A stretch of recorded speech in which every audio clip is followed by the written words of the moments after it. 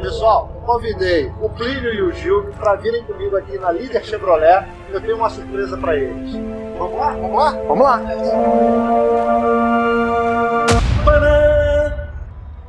Caramba, Monza 1990, André? Eu acho que agora, hoje ele mandou bem. Pô, inacreditável, cara.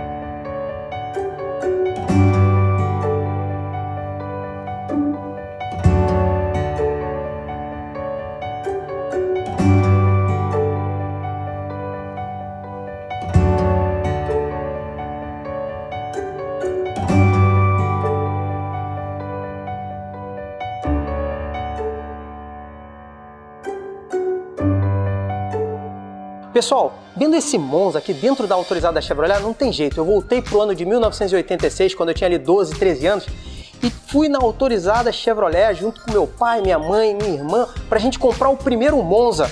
Aquilo ali foi um disruptivo, porque o que acontece? Era o primeiro carro com ar-condicionado, direção hidráulica, era um carro, elite ali.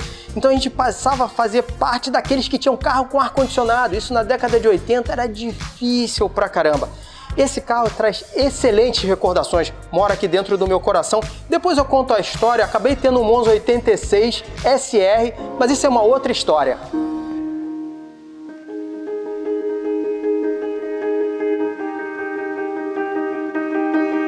E aí, Plínio? Poxa, esse carro aqui me traz recordações. Uma época, se eu não me engano, o Monza foi eleito carro do ano em 1989, não foi isso? 86, 87, 88, 89. Pois é, esse carro aqui é o símbolo, né, de uma época. década, né, uma década que foi marcante, que é a década de 80, né, um carro 90, né, e foi tudo que foi construído na década de 80 pode se resumir nesse Monza. Plínio, eu cresci andando de Monza. Meu pai teve 12 Monzas, mais ou menos. Todo ano era um Monza zero. Eu sei que seu pai também teve. Também. E você também. Esse carro fez sucesso na década de 80, né? Foi um carro que mudou muita coisa. Ele foi o símbolo de uma década, né? Foi o carro do ano por 3 vezes consecutivas. Ah, isso é verdade. Mas tem uma coisa muito interessante. Eu confesso a vocês e confesso a vocês também, eu nunca fui fã do Monza e nunca tive vontade de ter o Monza. Mas a história dele é extremamente interessante. E outra coisa, André, esse clichê que se tem hoje em dia, Plínio, de carro mundial, por causa da tecnologia, e você acha que é por causa da internet e tudo, eu voltaria na história até 1970, para a gente começar a falar, a entender do Monza. Ou seja, em 1970, eles estavam pensando como estaria a General Motors em 1980. E aí, em 1970, eles começaram um planejamento que iria durar 10 anos e que recebeu o nome de Projeto J. Caraca, tá vendo, pessoal? Projeto J. Projeto J. E a ideia era o seguinte: vamos ter uma plataforma única, um monobloco único, mas que possa ser utilizado por todas as nossas subsidiárias, em todos os países onde a General Motors tem uma linha de montagem. E essas outras subsidiárias também iriam produzir peças para que as outras subsidiárias ao redor do mundo pudessem utilizar. Esse era o conceito de carro mundial deles. Uma plataforma única com peças feitas de vários lugares do mundo. Então você quer dizer que o Monza foi um carro mundial? O Monza fez parte de uma revolução que a GM implementou em 1970, que executou em 1980, que a gente pode chamar de carro mundial. Então é por isso que quando a gente foi nos Estados Unidos quando criança, aquela coisa toda, eu vi um Cadillac que eu falei pro meu pai, pai, isso é um Monza. Bom, tem tudo a ver.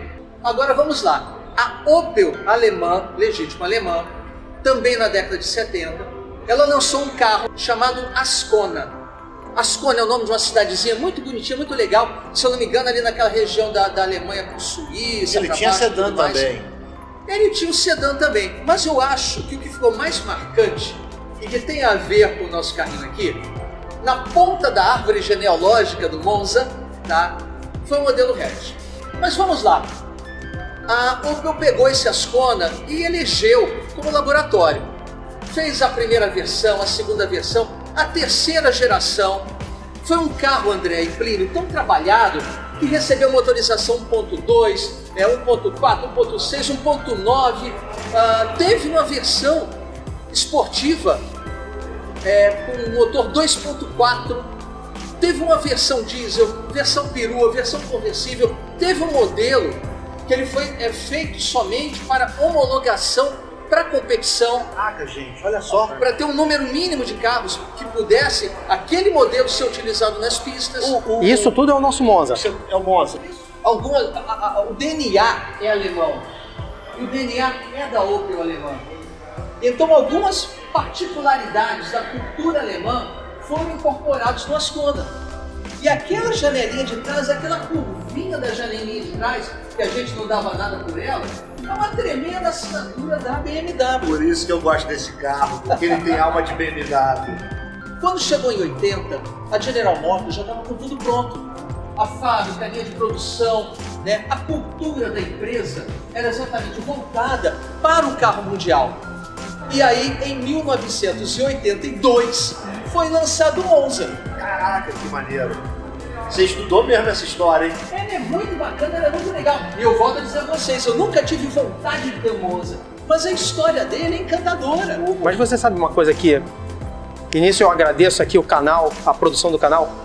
Poxa, eu frequentei autorizadas da minha infância inteira, né? E não é a primeira vez que o canal me traz para dentro de uma autorizada e me remete lá na década de 80, na década de 90. Ver um Monza 1990 como esse, em estado de zero, dentro de uma autorizada Chevrolet, realmente é algo que reaviva as lembranças, as boas lembranças da infância. E quando chegou aqui no Brasil, ele veio daquela versão hatch, que a gente fala 3 portas, o Monza. Mas essa história é minha, Gildo. Essa Deixa é que tua. a parte do Brasil eu conto pra vocês, mas eu conto, atrás do Eu volante. queria mostrar para vocês uma coisa. O Monza ele foi tão forte no nosso país, que ele deixou filhos e netos. Né? Verdade.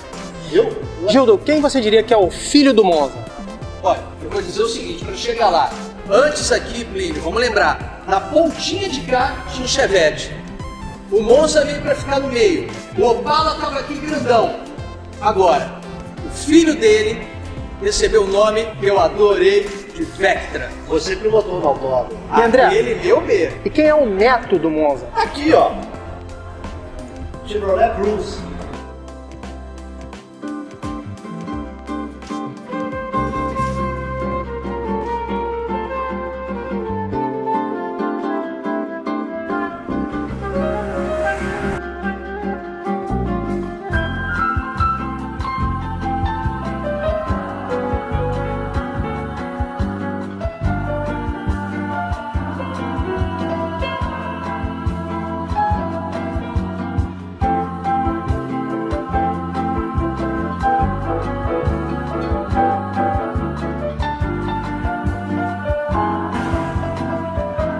Pessoal, a história do Monza aqui no Brasil, ela é muito interessante. Ela começa em 1982. E a gente tem que lembrar como é que era a Chevrolet naquela época. A Chevrolet, ela tinha o Chevette, que tinha sido lançado no início da década de 70, e ela tinha o Opala. Então você saía do Chevette direto para o Opala, não tinha nada intermediário. E o Monza vinha a ocupar justamente esse local. Ele não era tão básico quanto o Chevette, mas ao mesmo tempo não era tão luxuoso quanto o Opala. Essa foi a intenção da General Motors, da Chevrolet aqui no Brasil, quando ela começou a produzir o Monza. Acontece que a General Motors ela tinha visto que poderia ter ali, aqui no Brasil, uma escala de carro intermediário entre o Chevette e o Opala. E esse carro intermediário tinha sido tentado inicialmente pela Ford, com o Corcel 2 e depois com o Del Rey. Mas os dois, nem o Corcel 2 nem o Del Rey, emplacaram no Brasil. Então a General Motors ela falou, vou trazer algo mais tecnológico. E ela trouxe o Monza. Quando o Monza chegou em 1982, ele chegou na sua versão hatch e com motor 1.6. E a grande realidade é que ele não fez sucesso nenhum. Foi um tremendo fracasso. Mas a General Motors, ela continuou a investir e ela fez o lançamento do Monza Sedan. o 3 volumes. E aí sim foi um gol de placa. Quando o Monza 3 volumes chegou, era exatamente o que o público queria. E ela não parou por aí. Ela lançou o Monza 1.8, com uma motorização um pouquinho mais apimentada, que era o anseio do pessoal, com um câmbio de 5 velocidades. Nossa, o carro virou o carro do ano por 3 vezes consecutivas. Esse modelo que eu estou dizendo aqui é um modelo 90, e lembra que em 89, como a gente tinha dito ali, esse carro foi o carro do ano. Com o sucesso do Monza, as outras montadoras tentaram copiar. Uma delas foi a própria Volkswagen, que trouxe correndo o Santana, fazendo o lançamento 2 anos depois do Monza. Mas o Santana, apesar de ser um excelente carro, nunca foi páreo para o Monza. O Monza sempre teve no gosto da população. E destaque-se aí, né, as vendas do Monza de 1985, 86 e 87, onde bateu todos os recordes de venda, principalmente no ano de 86, onde foi vendido mais de 78 mil carros. Era uma verdadeira coqueluche. A grande realidade é que o Monza popularizou alguns detalhes que antes somente os carros de altíssimo luxo possuíam, como por exemplo ar-condicionado, direção hidráulica, né? Isso tudo foram coisas que vieram com o Monza, né? Antes era possível comprar assim um carro com ar-condicionado? Sim, poderia-se comprar um Opala, um Landau, até um Maverick com ar-condicionado, mas eram os carros top do top. Os carros intermediários, o único que vinha com ar-condicionado, né, era o Passat, mesmo assim sob encomenda.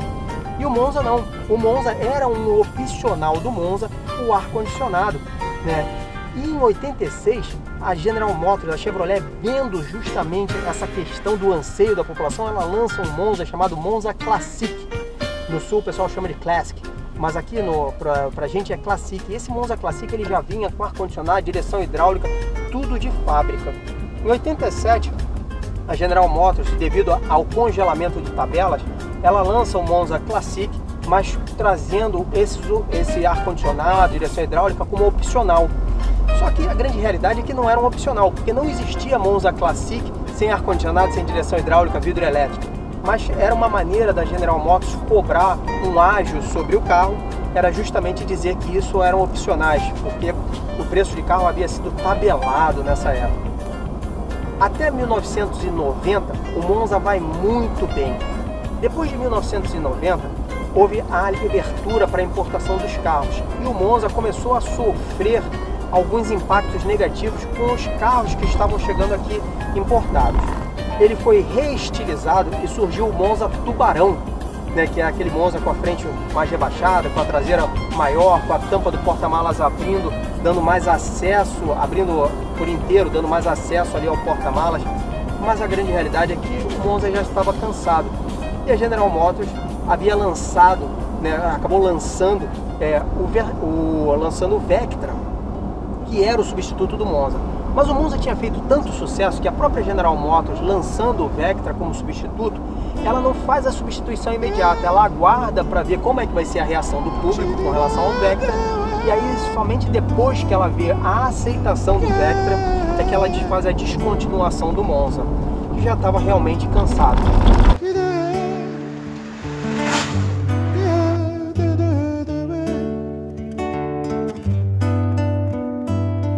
Assim que o dia amanheceu lá no mar alto da paixão,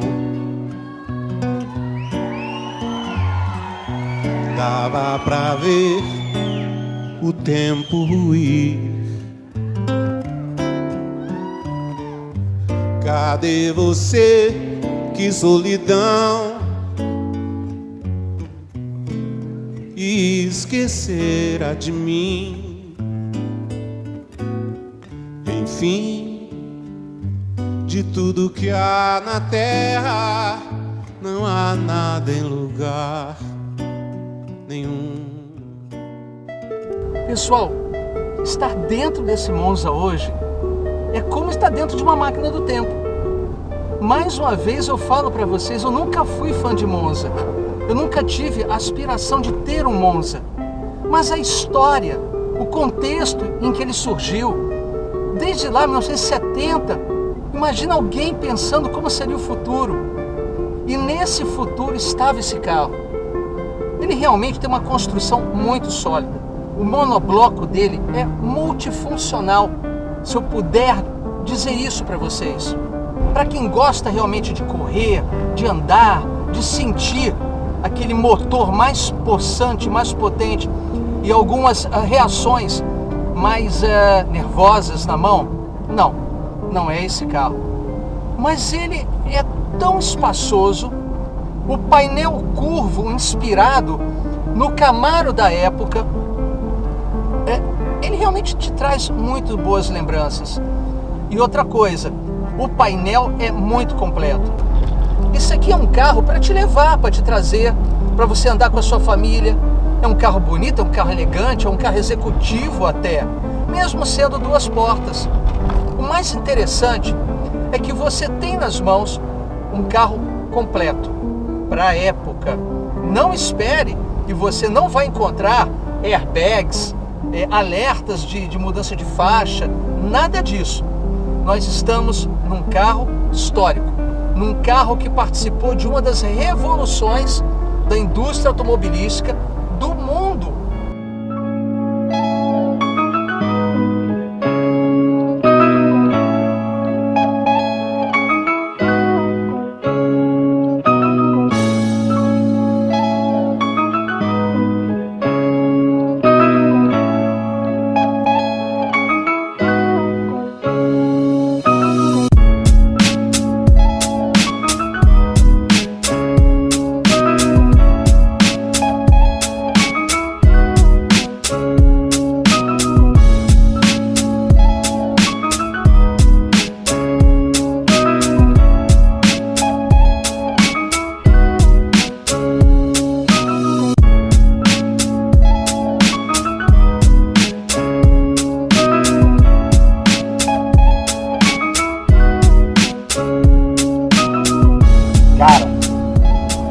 Monza SLE. Cara, quantos anos eu não entrava dentro de um carro desse? Eu passei a minha infância toda dentro de Monza. Meu pai teve 12 Monzas, desde o primeiro hatch 83 até o SLE 92 e o Classic também. Cara, foram tantos Monzas, eu cresci dentro desse carro. Eu me envolvi num acidente em 94, num Monza Classic 87, coisa seríssima, né? Poxa, são tantas emoções, tantas lembranças que é até difícil de falar alguma coisa. Bom, o que eu posso falar? Eu adorava esse tecido aqui de veludo navalhado. Cara, é muita lembrança, né? É muito bom estar dentro de um Monza de novo, tantos anos depois, e numa versão SLE. Meu pai teve um carro desse aqui, comprou zero, na Fiesta Veículos, em Além, Paraíba, e era azul por fora e azul por dentro. O Monza, e tinha computador de bordo, foi nosso primeiro carro com computador de bordo. Para ligar o carro, para tirar o carro de dentro da concessionária foi muito engraçado, porque nós nos habituamos, hoje em dia, bateu a chave, o carro pega instantaneamente, você já pode sair. Esse carro não, você tem que esperar ele esquentar, você tem que puxar o afogador para ele esquentar. Depois que ele esquentou, aí você vai com ele. Vamos lá, vamos falar do que eu estou sentindo aqui. Eu não consigo nem falar direito porque eu estou emocionado, né? Mas olha só o torque que tem esse motor 2.0 8 válvulas. É muito legal guiar um Monza. Agora a frente sai, viu? É muito legal. A direção como é leve desse carro aqui, impressionante. Parece que eu tô segurando nada aqui, de tão leve que é. Cara, esse painel de instrumentos aqui com vacômetro, com contagiros, com bateria, né, medindo a bateria, temperatura, tudo é muito completo. Esse carro aqui é muito legal. Olha só, cara. Eu não sei se os meus companheiros falam. Eu tô tão emocionado que eu não consigo falar. São tantas as histórias que estão voltando na minha cabeça. Poxa, até aquela vez que a gente foi para Penápolis, na casa do meu avô. Penápolis é próximo de Araçatuba, tá, pessoal? E a gente saía do Rio de Janeiro numa viagem de quase 1000 quilômetros e ia o dia inteiro viajando. E meu pai só parava pra gente almoçar, basicamente. Olha o torque desse motor, olha como é que ele é forte, cara. O motor 2.0 e o carro é muito leve, então isso aqui é diversão de sobra.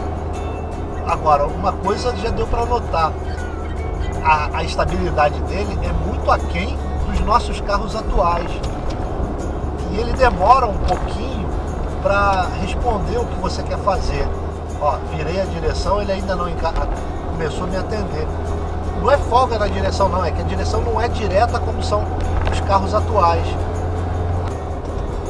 Mas olha só, a tocada dele, vamos lá, a carroceria inclina bem, tá? Eu sinto os movimentos, a frente sai pra caramba, né? Ele é muito dianteiro, não é pouco não, é muito. Tem disposição, carro com motor 2.0, e é engraçado porque são um pouco mais de 112 cavalos, né? Esse carro aqui não chegava a 120 cavalos, 120. São 112 cavalos e o carro tem uma disposição, um torque em baixa rotação muito agradável, deixa o carro muito gostoso. O câmbio, ele é bem preciso, né? Ele é meio durinho e ele é bem preciso. Como esse carro aqui está praticamente como saiu da loja, a gente tem uma experiência muito próxima do que era guiar o Monza. O câmbio dele é muito preciso, é uma delícia. Agora a direção, isso aqui é leve demais, ó. Ó. O reloginho digital, ah, meu Deus do céu. Que lembrança desse reloginho com cronômetro. Sensacional. Esse tecido, olha só a frente como é que o carro todo inclina, ó. Eu passei nessa estrada a minha infância inteira dentro de Monza com meu pai. E agora eu estou dirigindo um Monza SLA exatamente igual o que ele teve. Olha como é que é. O carro inclina muito. A suspensão, ela, olha, ó, como a suspensão inclina. Meu Deus, é completamente diferente do que são os carros modernos. O freio, ele freia bem, mas não é tão preciso, né? Olha, ó, meu Deus, você tem que andar, é isso aqui, ó, 80 já é muito rápido para ele, 80, esse carro está com pneus novos, você está dirigindo o carro, não tem controles eletrônicos, cara, olha só que legal, o bacômetro subindo e descendo, ó, era assim mesmo que eu me lembrava do Monza. Ah, que delícia que é dirigir o Monza. Como é bom. Bom, pessoal, eu me diverti. Acho que o Plínio e o Gildo também. Vocês já sabem. Se vocês gostaram, curta, compartilha, se inscreva no canal. Bye!